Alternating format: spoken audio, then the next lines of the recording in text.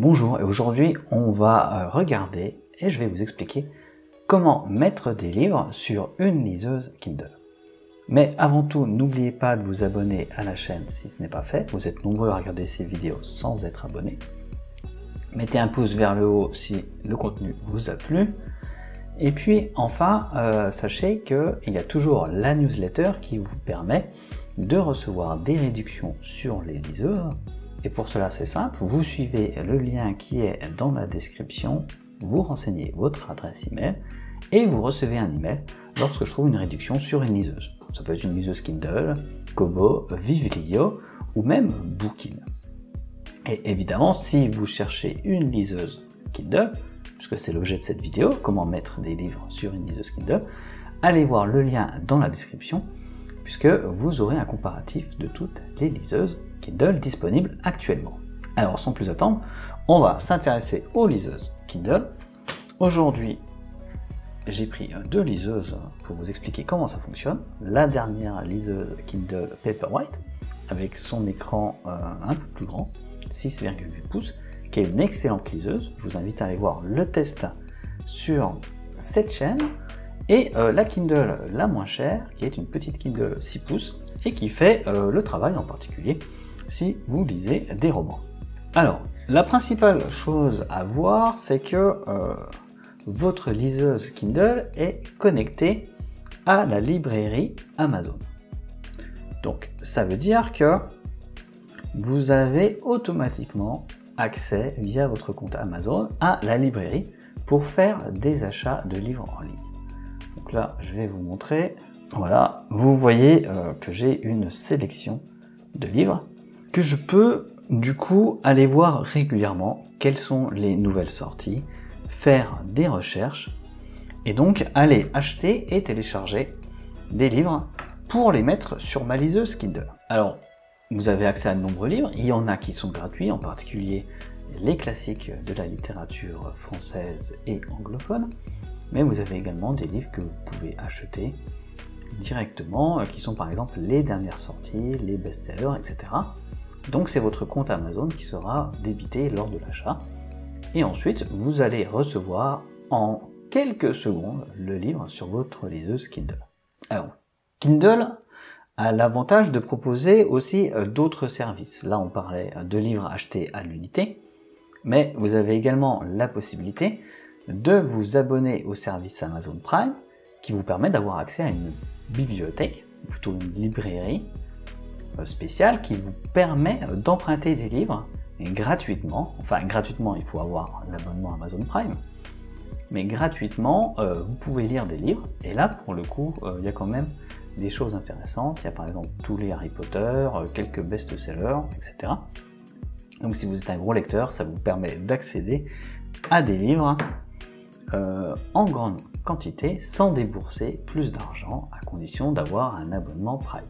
Ensuite, vous avez également l'abonnement Kindle, où là, ça vous coûte 9,99 € par mois. Et donc ça vous permet d'accéder à encore une plus grande sélection de livres que vous pouvez emprunter, et là de manière illimitée. Donc ça, c'est des services qui sont liés à votre compte Amazon, et qui fonctionnent quelle que soit la liseuse Amazon que vous avez. Donc il suffit de renseigner votre compte Amazon, de connecter votre liseuse, d'avoir une connexion internet, et vous pouvez accéder à tous ces services. Alors je vous rappelle que les différents liens vers les vidéos et vers des articles explicatifs pour mettre des livres sur votre liseuse Kindle sont disponibles en bas dans la description de la vidéo. Donc là, on vient de voir les moyens les plus simples pour mettre des livres sur votre liseuse Kindle.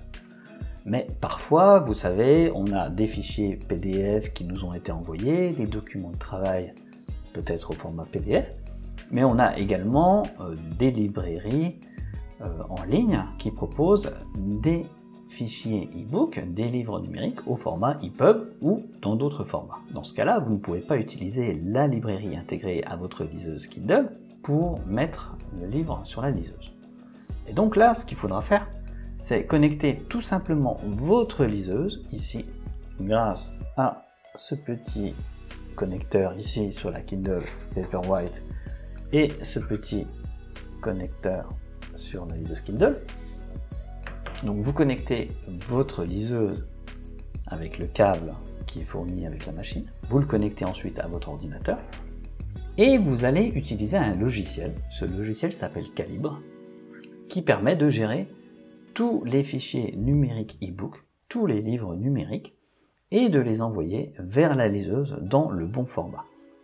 Donc là, j'ai fait de nombreuses vidéos sur ce logiciel. C'est un logiciel qui est gratuit et je vous invite à aller voir la liste de lecture sur la chaîne pour vous apprendre à utiliser ce logiciel et envoyer directement les livres pour les mettre sur votre liseuse Kindle.